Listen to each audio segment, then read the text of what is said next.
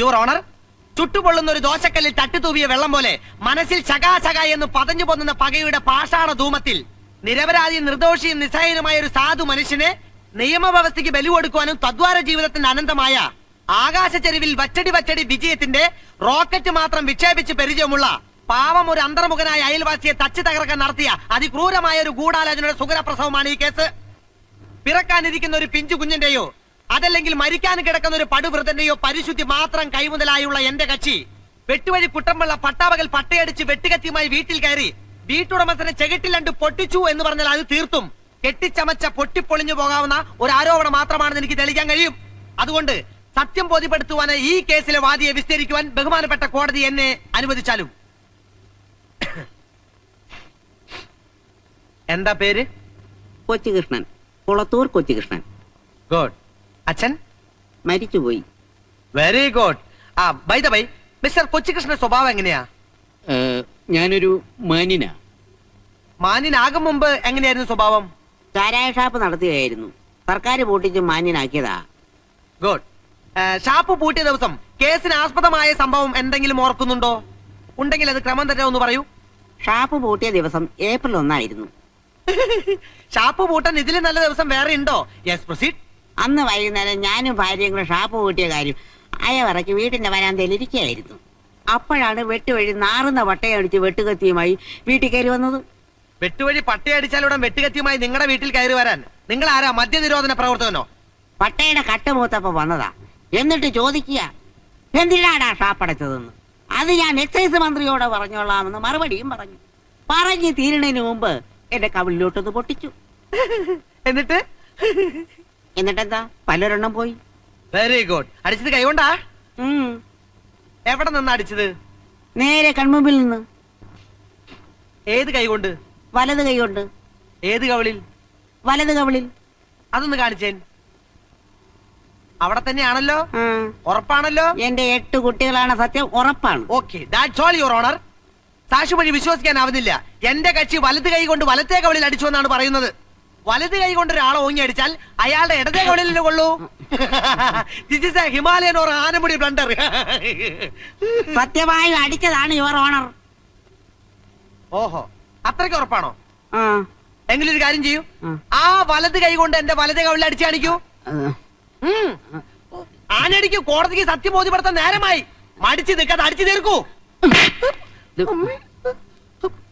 പല്ലുള്ളത് പോയോ? ഇപ്പൊ മനസ്സിലായോ നിന്നെ എന്താ കേസ് വാദിക്കാൻ കോടതിയിൽ അയക്കാത്തതെന്ന്? എനിക്കെന്നല്ല, ഒരു സീനിയറിനും നിന്നെ വിശ്വസിച്ച് കേസ് ഏൽപ്പിക്കാൻ പറ്റില്ല. അതിനെ ലാപ്പായിന്റ് അറിയണം. പുറം കൈ കൊണ്ടടിച്ച വലത് കൈയായാലും വലത് കവിളിൽ തന്നെ കൃത്യം കൊള്ളും. അതറിയാത്തവൻ കേസ് വാദിക്കാൻ കോടതി പോയാ പാവം പ്രതിക്ക് അഴി ഉറപ്പാ. ഇത് കഷ്ടാണ് സാർ. ഞാൻ സാറിന്റെ ജൂനിയർ ആയിട്ട് ഇപ്പൊ കൊല്ലം 5 ആയില്ലേ. സീനിയറിന് സമയമില്ല, കേസ് നീട്ടി വെക്കണം എന്നൊരു അവധി പറയാൻ, ഒരു പ്രേ ഫോർ ടൈം. അതിനു വേണ്ടിയെങ്കിലും എന്നെ സാർ കോടതി കാണിച്ചിട്ടുണ്ടോ? ഒന്ന് ഞാൻ ഉറപ്പിച്ച് പറയാം, ഏതെങ്കിലും ഒരു കേസ് നിന്നെ സ്വതന്ത്രമായി ഏൽപ്പിക്കണമെങ്കിൽ ആദ്യം ആ കേസ് എന്റെ മുമ്പിൽ വാദിച്ച് ജയിക്കണം. അല്ലെങ്കിൽ ഈ ജന്മം നിനക്ക് കോടതിയിൽ പോകാമെന്നുള്ള ബോധി അങ്ങ് കളഞ്ഞേരെ. തൽക്കാലം വെട്ടുവഴിയുടെ കേസ് ഞാൻ വാദിച്ചോളാം. May I coming if you want. Sorry sir, sir പറഞ്ഞിരുന്നെങ്കിൽ ഞാൻ അങ്ങോട്ട് വരുമായിരുന്നല്ലോ. കമ്പനി വക്കീലിനൊരു വെയിറ്റ് ആയിക്കോട്ടെ എന്ന് കരുതിയാ. സാർ അങ്ങോട്ട് ഇരിക്കണം. അത് വെട്ടുവഴിയുടെ കേസ്. ശരി. ഇയാളുടെ കവിളിൽ എന്താ കടന്നൽ കുത്തിയോ? അത് വെട്ടുവഴി വെട്ടിച്ചതാ. അഡ്വക്കേറ്റ് PK ശിവകുമാറിന് കോടതിയിൽ പോകാൻ ഒരു പോതി.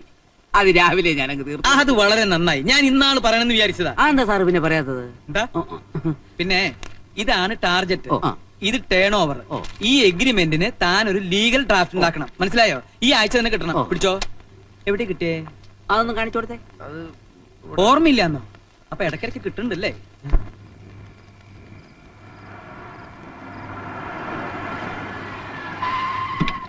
ഓ, ഇതിന്റെ ഉള്ളിൽ നിന്ന് പുറത്തേക്ക് ഇറങ്ങാനാ പാട്.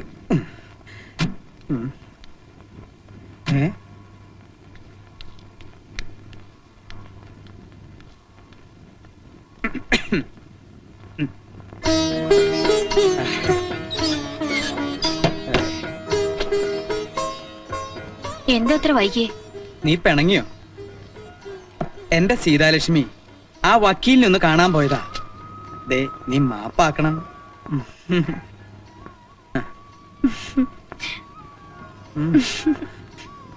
നോക്കട്ടെ. ഏയ്. ആ, നാശം. ഈ സമയത്ത് തന്നെ അടിക്കണം. ഹലോ, ദമയന്തി പേசுறேன். അയ്യോ, അത് നാത്തൂനാ, മദിരാശിന്നാവും. ചേട്ടൻ ഉറക്കമായിരുന്നോ? അതറിയാനാണോ ഈ പാതിരാത്രി നീ ഇങ്ങോട്ട് വിളിച്ചത്? ഞാൻ അങ്ങോട്ട് വിളിക്കാം. അതെ, അയ്യോ ഫോൺ വെക്കാതെ, ഞാൻ മരിക്കാൻ പോവാ. എനിക്കിനി ജീവിക്കണ്ട ചേട്ടാ. കണവനാ നനച്ച് ഇത്ര നാള് ഞാൻ ക്ഷമിച്ചു. ഇനി എനിക്ക് വയ്യ. അതെ, ഞാനിപ്പോ ചാവും. ദമയന്തി, നീ ഭ്രാന്ത് പറയാതെ. എനിക്ക് ജീവിതം മടുത്തി ചേട്ടാ. എന്റെ കണക്കൂട്ടലുകളെല്ലാം പിഴച്ചു. അയ്യോ, ഇന്താണ് ശരിപ്പെട്ടു വരാത്. നിനക്ക് അയാളെ വേണ്ടെങ്കിൽ നീ ഇങ്ങോട്ട് പോരെ. അത് ചേട്ടന് നാത്തൂന് ബുദ്ധിമുട്ടാവും. അയ്യോ, എനിക്കൊരു ബുദ്ധിമുട്ടില്ല സീതാലക്ഷ്മി, നീ പറഞ്ഞോട്ടെ. എന്റെ നാത്തൂനെ അവ്യയം കാണിക്കല്ലേ. ഇനി പോരെ, ഞങ്ങളൊക്കെ ഇല്ലേ ഇവിടെ. ഇത് എവിടുന്നാ വിളിക്കുന്നേ? മദ്രാശിന്നാ? നീ ഇങ്ങോട്ട് തന്നെ. ഇത് എവിടുന്ന വിളിക്കണേ? മദ്രാസിന്നാണോ? പിന്നെ എവിടുന്നാ? അടുത്തെന്ന് പറഞ്ഞാൽ? തൊട്ടടുത്തെന്ന് പറഞ്ഞാൽ? ഏത് വാതില്? എവിടുന്നാ? ഈ ബെഡ്റൂമിന്റെ മുമ്പിൽ നിന്നു.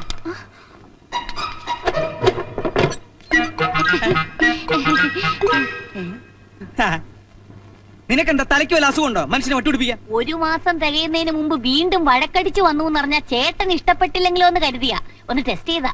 ഇനി എന്നാ മടക്കം? ഇനി പോകുന്നില്ല. അത് നിന്റെ സ്ഥിരം പല്ലവിയല്ലേ? അയ്യോ, ഇത് അതുപോലല്ല. ഇനി ഞാൻ മദ്രാസിൽ പോയ ശരിപത്തിനെ ഞാൻ കൊല്ലും. അത്രക്ക് ക്ഷമിച്ചു ചേട്ടാ. ഇന്നലെ നിസ്സാര ഒരു കാര്യത്തിനാ ഞങ്ങൾ തമ്മിൽ ഉടക്കിയതേ. ചേട്ടൻ കേട്ടോണേ. അതെ, നമ്മളൊക്കെ ചായക്ക് പഞ്ചസാരയല്ലേ ഇടുന്നേ. അപ്പൊ ലേശം ഒരു ചേഞ്ച് ആയിക്കോട്ടെ എന്ന് കരുതി ഞാൻ ഒരല്പം ഉപ്പിട്ടു. അപ്പൊ തന്നെ കുടിച്ച ചായന്റെ മുഖത്തോട് തുപ്പ്. ഞാൻ വെട്ടിക്കൊല്ലാൻ വാളെടുത്തതാ. ഉടനെ ഒരു പറച്ചില്, അമ്മാ നീ ഡേവേഴ്സ് വാങ്ങി പോമാന്ന്. ആ സെക്കൻഡിൽ ഈ പെട്ടി മൊബൈൽ വഴി ഞാൻ വണ്ടി കയറിയതാ. നിന്നോട് ആരെങ്കിലും പറഞ്ഞു അവന്റെ കൂടെ ഒളിച്ചോടി പോവാൻ? അതിന് നേരെ ഓടാൻ ചേട്ടൻ സമ്മതിക്കുവോ? ഞാനിങ്ങനെ വീട്ടിനകത്ത് പൂത്തുലഞ്ഞ് നിന്നിട്ട് ചേട്ടൻ കണ്ട ഭാവം നടിച്ചോ? നാട്ടിൽ എത്രയോ ചെറുപ്പക്കാരുണ്ട്, പക്ഷെ ദമയന്തിക്ക് മാത്രം ചെറുക്കനില്ല. എനിക്ക് എന്താ ഒരു കുറവ്? കാണാൻ നല്ല ഗ്ലാമറല്ലേ? ഇല്ലേ? അപ്പൊ ചേട്ടന് ബിസിനസ് മാത്രം മതിയായിരുന്നു. തിരക്കൊക്കെ കഴിഞ്ഞ് എന്നെ കെട്ടിക്കാൻ നേരെ ആവുമ്പോഴത്തേക്കും എന്റെ സ്ത്രീജന്മം മൂടോടെ പാഴായി പോകത്തില്ലേ? തലയ്ക്ക് സുഖമില്ലാണ്ട എന്താ ചെയ്യാ? അയാൾക്ക് അങ്ങനെ പോയോ നാത്തൂനെ? ഞാനും ഒരു പെണ്ണല്ലേ. ചുക്കിനും ചുണ്ണാമിനും കൊള്ളാത്ത പ്രായത്തിൽ എന്തിനാ പിടിച്ച് കെട്ടിക്കുന്നത്? അതുകൊണ്ടാ കമ്പനി വന്ന പാണ്ഡ്യയുടെ കൂടെ ഞാൻ ഒളിച്ചോടിയത്. ചേട്ടനോട് ഒരു വാക്ക് പറഞ്ഞിട്ട് മതിയായിരുന്നു. അതെ, തമിഴ് പണ്ടേ എന്റെ ഒരു വീക്ക്നെസ് ആണ് നാത്തൂനെ. അയാള് പച്ചവെള്ളം പോലെ തമിഴ് പറയുന്ന കേട്ടപ്പോഴേ അയ്യോ എന്റെ കരളങ്ങ് വെള്ളമായി പോയി. പിന്നൊന്നും ആലോചിച്ചില്ല, അയാളുടെ ഞാനങ്ങ് ഒളിച്ചോടി. അതെ, തമിഴ്നാട്ടിൽ ഭിക്ഷക്കാരി പോലും തമിഴാ പറയുന്നേ. അയ്യോ, സംസാരിച്ച് നിൽക്കാറെ നാത്തൂമ്പാ, എനിക്ക് വിശക്കുന്നു. വാ. അയ്യോ, രേണുമോൾ എവിടെ? തലവേദനയാണെന്ന് പറഞ്ഞ് നേരത്തെ കിടന്നു. കുഴപ്പമില്ല, ഞാൻ രാവിലെ കണ്ടോളാം. നീ എപ്പോ വന്നേ? ഞാൻ രാവിലെ വന്നു. ആന്റി എവിടുന്ന് ഒറ്റയ്ക്കാണോ വന്നത്? അല്ല, ട്രെയിനിൽ 10,000 പേരുണ്ടായിരുന്നു. അതുപോലെ എനിക്ക് വിശക്കുന്നേ വല്ലതും കഴിച്ചിട്ട് വരാം. നാത്തൂമ്പാ. എടാ